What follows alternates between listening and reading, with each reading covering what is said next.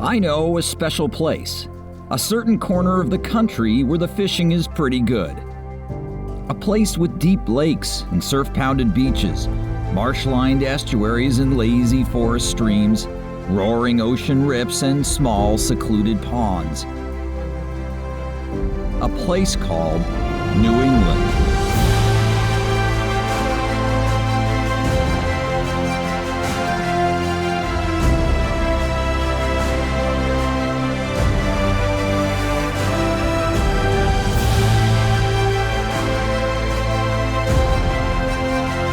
I'm Tom Richardson. Join me as we explore the region's diverse fishing destinations, chase its many species, and forge new fishing adventures on New England Fishing.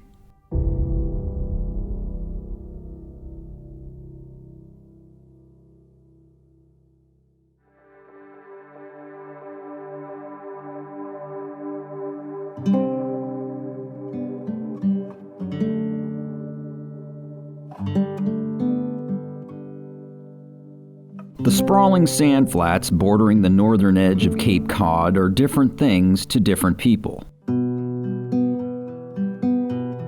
For vacationers, they're a beach, a place to swim and play.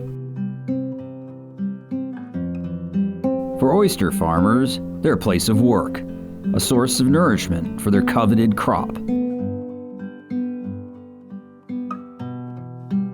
For children, they're a wonderland to explore, yielding such treasures as crabs, shells, egg casings, and other mysteries of the sea.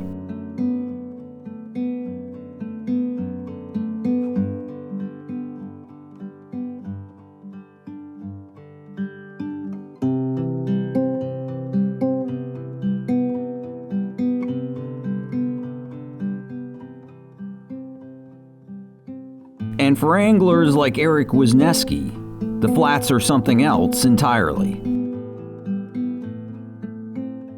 They are a hunting ground.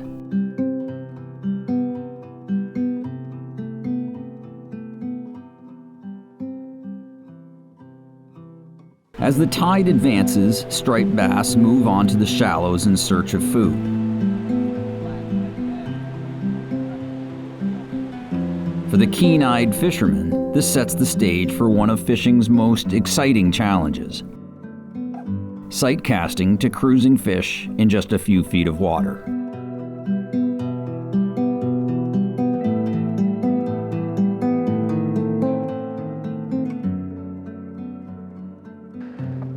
My favorite thing about fishing the flats is it's definitely the hunt. You know, you're out there and you're looking for the fish that you're about to catch. And if it's a big one, there's nothing more exciting and that'll get your heart going. Every day is different on the flats. Sometimes you'll see 30 inches, 40 inches cruising all around your feet, and sometimes you'll see them. You'll see one or two in a day. Sometimes it'll only be schoolies. So it really varies day to day. It's a challenge. It's a challenge. So right when I learned and understood how fun it can be and how challenging it can be, I got into it immediately. The sand flats that stretch 9.7 miles from Barnstable Harbor to North Eastham encompass some 12,000 square miles at low tide, making it the largest flat system in North America.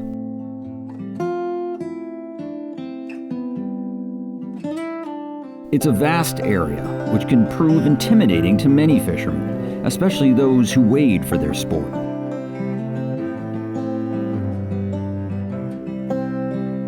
The best approach, therefore, is to start your search on the last hour of the dropping tide, when the flats are completely exposed and the fish are concentrated along the deeper edges, waiting to advance with the flood.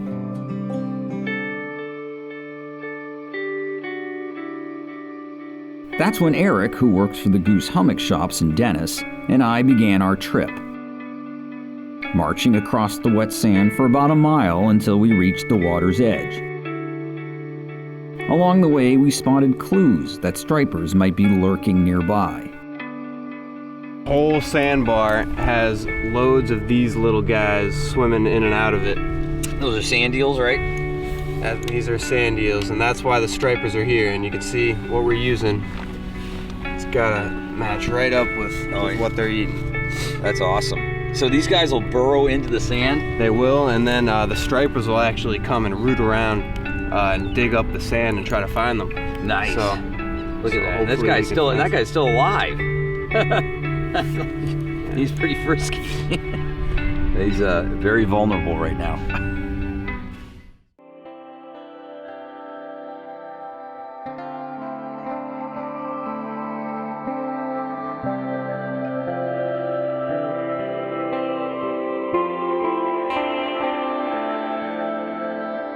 So Eric, how do you want to fish this like rip area? We're here at the mouth of this creek and the water's flowing out. We got a nice rip. How do you like to work this area? Yeah, so we got some current here, and the bass know that there are going to be sand eels flushing out over the sandbar.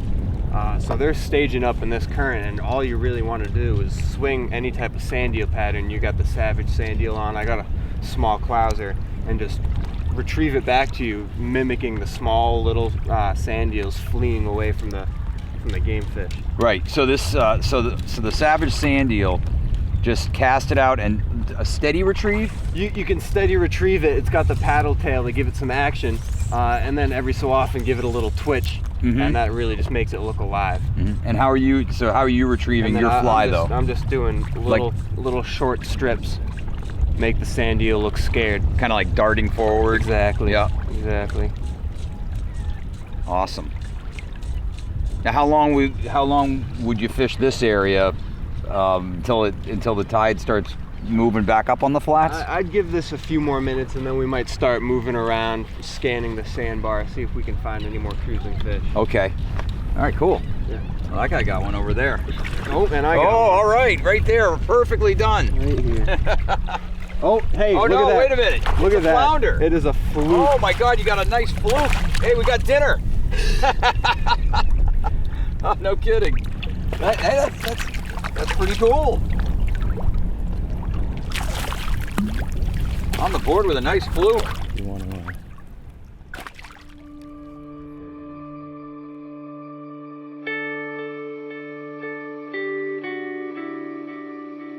The main ingredient in successful sight fishing is sunlight.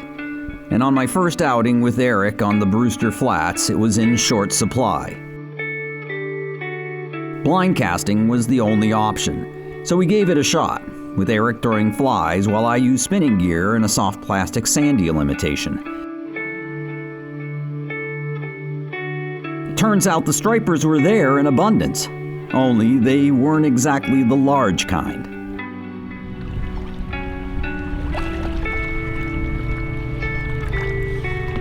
Got one. I'm on! Just as the sun is poking above the horizon.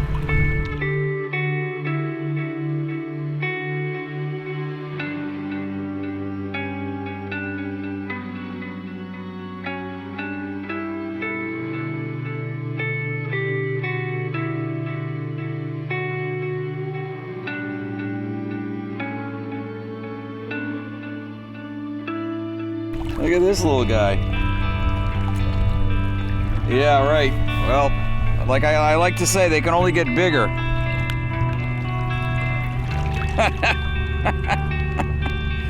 Man, I keep thinking I've caught the smallest striper of my life, and then I outdo myself.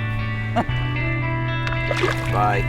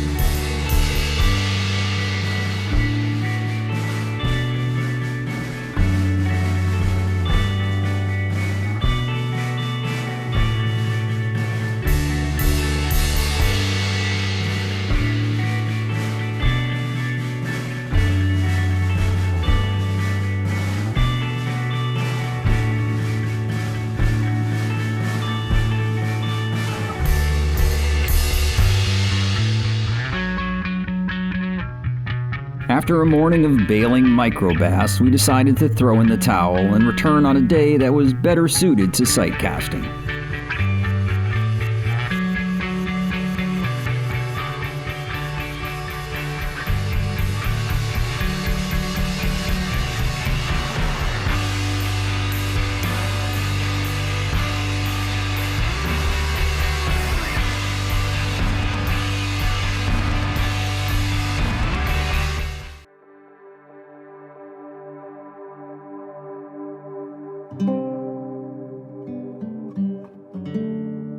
A week after our first less than successful flats foray, Eric and I returned to the flats of Cape Cod's North Shore. This time, conditions were excellent, with cloudless skies and a light southwest breeze.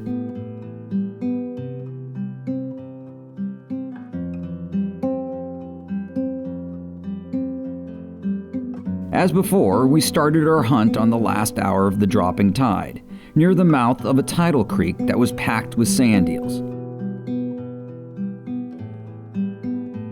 If there was ever a spot to find predators, this was it. So what do we got here, Eric? So we're on the edge of this sandbar. We got this trough and channel emptying off of the flat. We just had a school of sand eels push into the shallows, so hopefully that means there are bass in the deeper water, you know. Yeah, so it's like a river, basically. Exactly, right? Yeah. It's almost like we're swinging flies for trout in here. Okay, so the plan is to just kind of just cast perpendicular to the flow and just let the fly sweep down on the outgoing turn. A few quick strips. Make it look like that fleeing sand eel. So the sand eels, so the flies we're using. Yep. Yeah, explain that. Very slim. On the flats, you got to get, pretty realistic. They see a lot of bait, they see a lot of lures and flies, so getting as small and slim as possible, I've found oftentimes is the name of the game. No kidding. Yeah, that looks like the real deal right there, in terms of what we're seeing on the flats here. Yeah.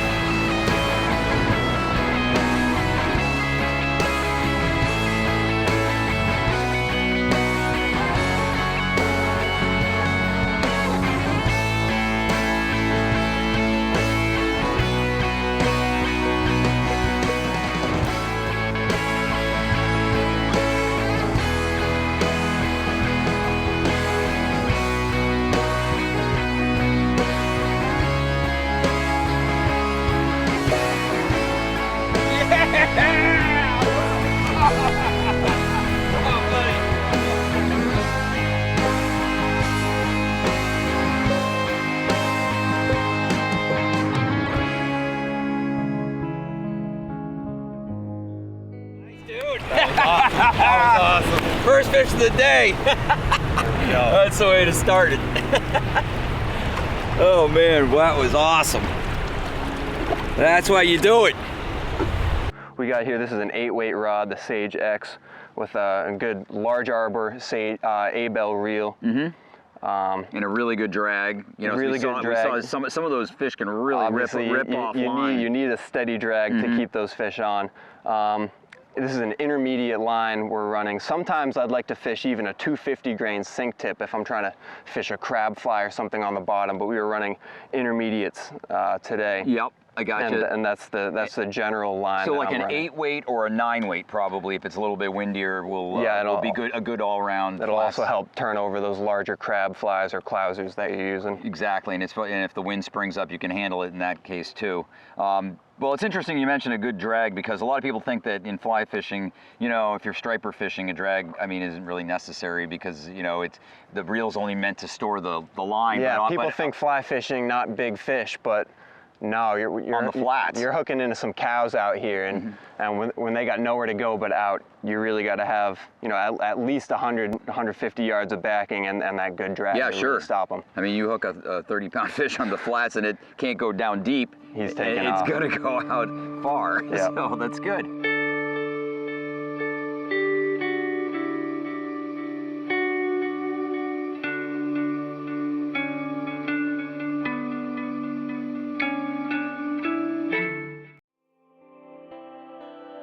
As the tide steadily flooded the flats, Eric and I continued fishing, drawing curious looks from beachgoers, most of whom had no idea that they shared the water with big striped bass. Look, we were just wading along here, just trying to sight fish in the shallows. And you got the sun behind us, so you can see really well into the water, and the waves are actually providing a window that you can see through. It gives you actually a better view of the fish as they're cruising along the flat. So you actually, a little wave action is actually pretty good. And you'll notice sometimes Eric and I are tilting our heads a little bit because the polarizing glasses we're using, if you tilt your head, it gives you actually a better view into the water with the way the sun is angling. So if you tilt your head like this, you actually can see the fish better. But you're just looking for fish.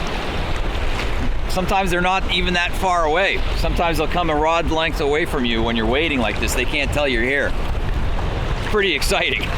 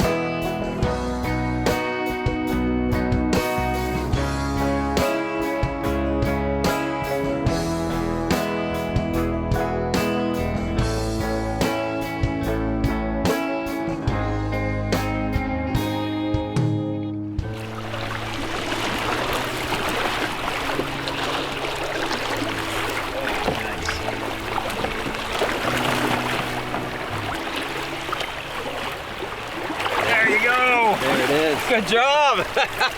Nice. Look, beautiful. Good job, Eric. Well, on the sand eel. Yeah, on the sand eel. And there were smaller ones busting out there. Yeah. I knew a bigger one would come along. Yeah, hit your sand eel, your magic sand eel pattern. Look how light they are, you know? Yeah, they match the color of the sand. They really do change. They're like chameleons. And they got the sea lice all over on them. Nice healthy fish. Guess it goes to show you there's big ones, there's small ones, medium ones. Mixed bag. You just never know what you're gonna get here on the flats. Mixed bag on the flats, absolutely. I'd say this is definitely up there with my favorite type of fishing. You know, in general, the hunt, picking the fish that you wanna fish to, finding that fish that's feeding. Whether it be stripers cruising on the flats or giant brown trout sticking their snouts, sipping Hendricksons off of the surface. I love the hunt. I love picking out that fish that I'm gonna catch. I got into fishing way back when I was 2-3 years old, sitting on my dad's lap, reeling in 40 inches off of Monomoy Island outside of Chatham. I was hooked from then on. I still fish with my dad. You know, we love going out here and having great days on the flats. You know, it spans generations, so something special. I'm Eric Wisniewski. I'm with the Goose Hummock Shops, and I guide out here on the flats on Cape Cod. Within a few hours, Eric and I found ourselves chased off the flat by the advancing tide.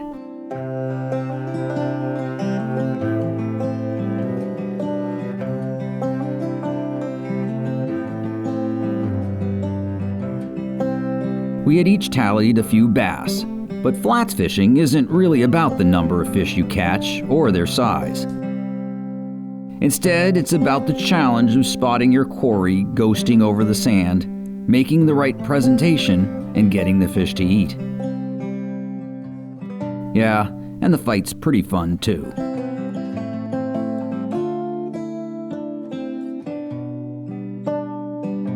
Once you get a taste of it, beach days will never be the same. Well, that's a wrap on another great episode of New England Fishing. To learn more about fishing in this great part of the world, be sure to visit newenglandfishingtv.com. It's your gateway to loads of informative fishing articles, videos, fishing-related news and resources, gear and boat reviews, and much more. And don't forget to order your copy of New England Fishing Magazine, a big, bold, glossy publication packed with articles that will help you catch more and bigger fish all year long. Until next time, I'm Tom Richardson for New England Fishing. Thanks for watching.